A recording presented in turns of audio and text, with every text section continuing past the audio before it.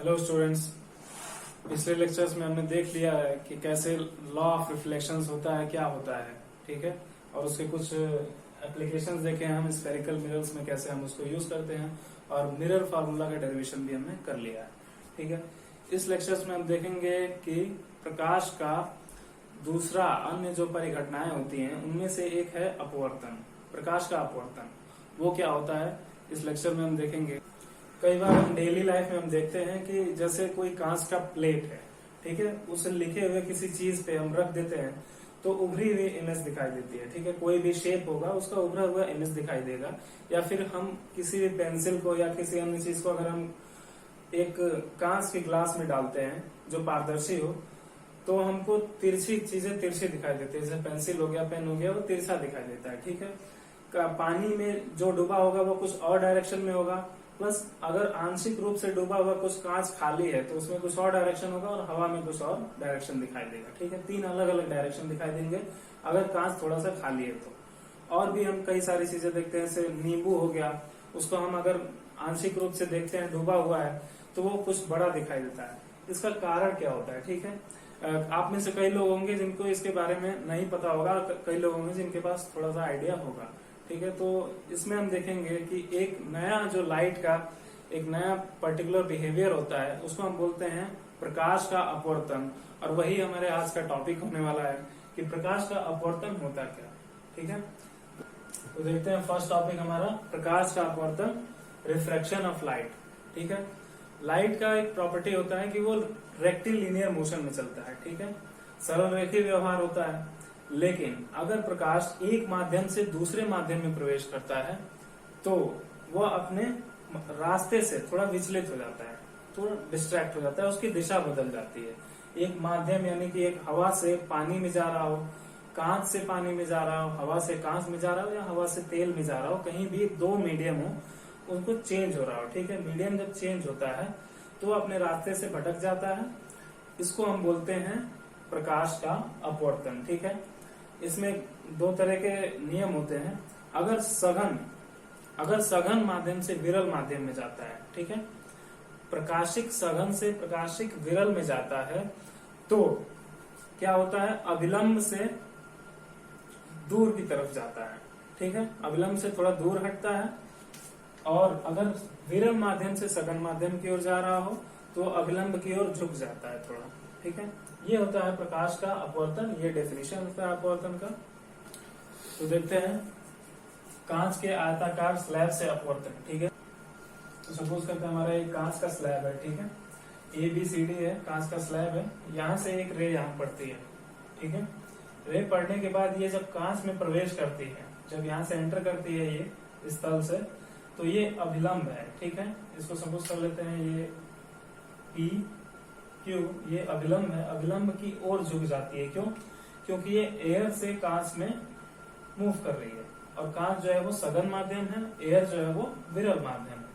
तो ये यहाँ से थोड़ी तरफ अभिलंब की ओर झुक जाती है और झुक के वो उसी दिशा में जहां तक कांच का मीडियम है वहां तक जाती है। फिर वापस से ये एयर में आती है, ये यहाँ पे एयर है, ठीक है, ये ग्लास है और ये वापस से ये एयर है, ठीक है। तो एयर में आते वक्त ही जितना वो इधर झुकी थी, ठीक है, उतना ही वो वापस से इससे दूर चली जाती है, ठीक है। तो क्या देखते हैं हम कि यहाँ से एक पैरेलल लाइन जो आ रही है ये ड्रॉ करते हैं और ये दोनों एक दूसरे के पैरेलल होंगे और ये थोड़ा सा शिफ्ट हो जाएगी। तो इस तरह से हम देखते हैं कि कांच में वही प्रकाश की किरण थोड़ी सी अविलंब की ओर अंदर की तरफ झुक जाती है, ठीक है। और ये जो डिस्टेंस होता है, इसको सपोज करते हैं अगर ये डिस्टेंस D है तो इसको बोलते हैं पार्श्विक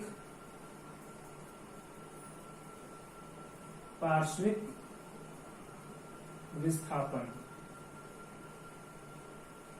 ठीक है। जो D है ये डिस्टेंस है, उसको हम पार्श्विक विस्थापन बोलते हैं, lateral distance, lateral displacement, okay. तो इस तरह से हम देखते हैं कांच के आयताकार स्लैब से अपवर्तन। अब ये अपवर्तन जो होता है वो इनके भी 2 नियम होते हैं, ठीक है। अपवर्तन के 2 नियम कौन कौन से होते हैं?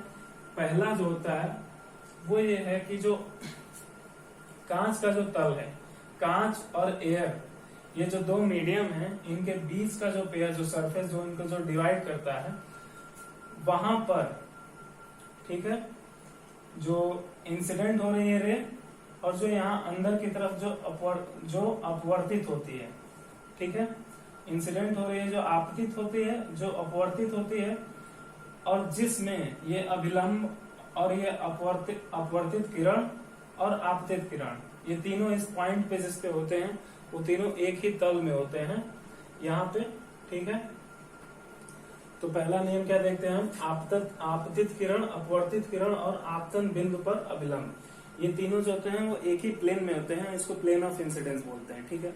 दूसरा जो नियम होता है वो कुछ इस तरह से होता है कि एक निश्चित रंग और निश्चित ये जो युग्म है, जो ये पेयर है मीडियम का, ठीक है, उस निश्चित रंग और निश्चित पेयर ऑफ मीडियम के लिए, जैसे यहाँ पे जो मीडियम है पेयर का वो है एयर और ग्लास, ठीक है, एयर ग्लास मीडियम है, एक निश्चित पेयर है। यहाँ पर वाटर ग्लास हो जाएगा, वो एक अलग पेयर होगा, ठीक है। तो एक निश्चित रंग और एक निश्चित मीडियम पेयर के लिए क्या होती है, जो यहाँ की कोण होता है, ये जो आपतन कोण होता है आई, ठीक है, ये, और यहाँ अपवर्तन कोण, ये सपोज करते हैं ये अपवर्तन हमारा कोण है, ये अपवर्तन कोण, एंगल ऑफ रिफ्रैक्शन, इसको आर से डिनोट करते हैं, ठीक है। तो एक क्या देखेंगे, एक निश्चित रंग किसका, प्रकाश की किरण का रंग हो सकता है, प्रकाश किरण व्हाइट लाइट हो, या फिर ये रेड लाइट हो सकता है, ब्लू लाइट हो सकता है, वॉयलेट लाइट हो सकता है, कोई भी एक रंग हो सकता है। तो हर एक निश्चित रंग के लिए, ठीक है, एक निश्चित रंग के लिए और निश्चित पेयर के लिए, पेयर ऑफ मीडियम के लिए क्या होगा, आई और आर, इसका जो आई है उसकी ज्या मतलब साइन, और जो इसका आर है इसकी ज्या, इनका अनुपात जो होता है वो कांस्टेंट होता है। तो हम क्या लिख सकते हैं कि साइन आई, क्योंकि साइन आई आपतन कोण की ज्या और अपवर्तन कोण की ज्या,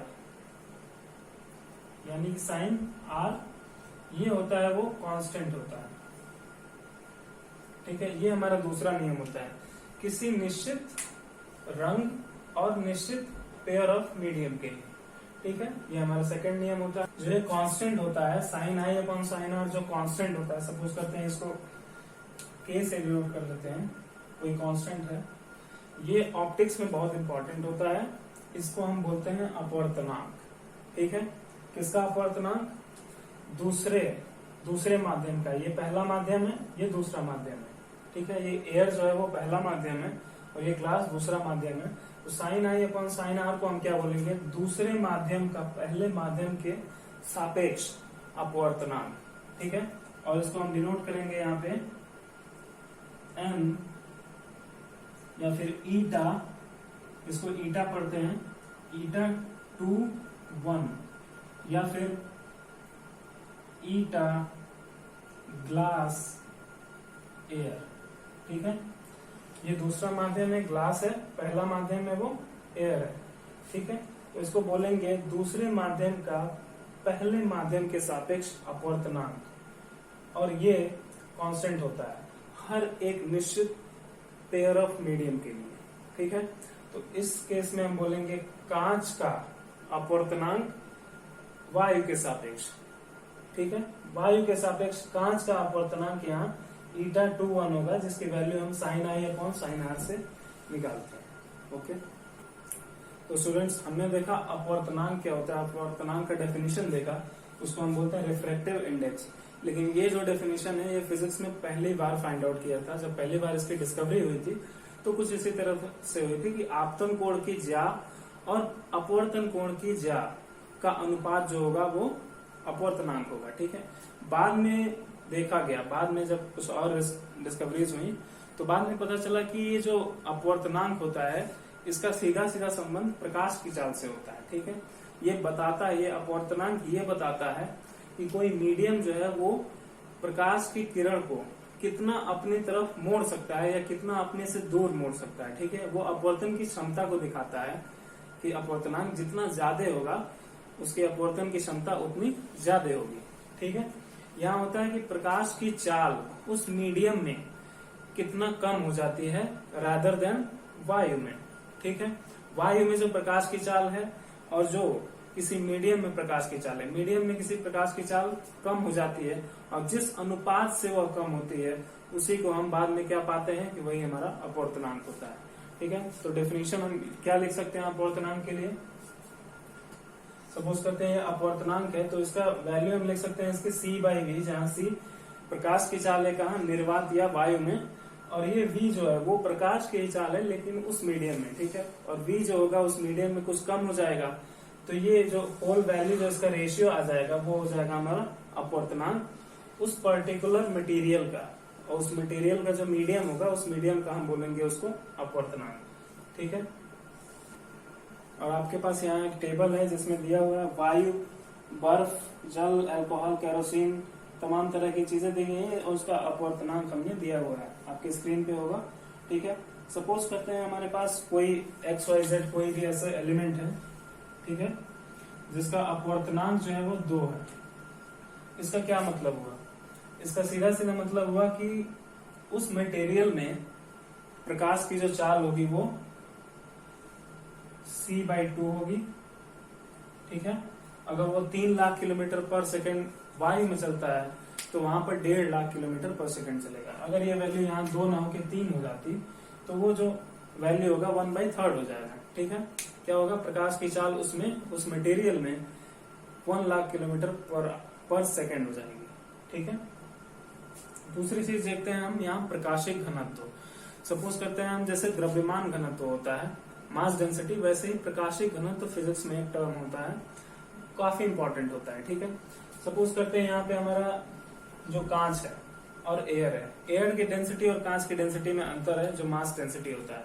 कांच की ज्यादा होती है तो इसको हम सघन बोलते हैं, लेकिन कोई जरूरी नहीं है कि ये हमेशा पॉसिबल हो। ठीक है, जैसे कि आप देखते हैं हम केरोसिन ऑयल होता है और वाटर होता है, तो हम आप लिस्ट में देख सकते हैं कि जो केरोसिन ऑयल है उसका जो क्या होता है अपवर्तनांक होता है 1.44 है, और जो पानी है पानी का अपवर्तनांक 1.33 है, लेकिन जो पानी का जो मास डेंसिटी होता है यहाँ पे वो केरोसिन से ज्यादा होता है। और लेकिन यहाँ पे कह सकते हैं हम जो प्रकाशिक घनत्व होगा इसके हिसाब से, क्योंकि चूंकि केरोसिन का अपवर्तनांक ज्यादा है तो उसका प्रकाशिक घनत्व ज्यादा होगा, भले ही मास डेंसिटी कम होगी। ठीक है, ये एक इम्पोर्टेंट कॉन्सेप्ट है, आपको याद रखना है। ओके, तो स्टूडेंट्स आज की क्लास में हमने देखा कि प्रकाश का अपवर्तन क्या होता है और अपवर्तनांक को हमने डिफाइन किया। ठीक है, अगर आपको ये वीडियो अच्छा लगा हो तो हमारे चैनल को सब्सक्राइब कर लीजिए, इस वीडियो को लाइक कर दीजिए, कमेंट करके बताइए हमको आपको वीडियो कैसा लगा, और इसको शेयर करना ना भूलिए प्लीज।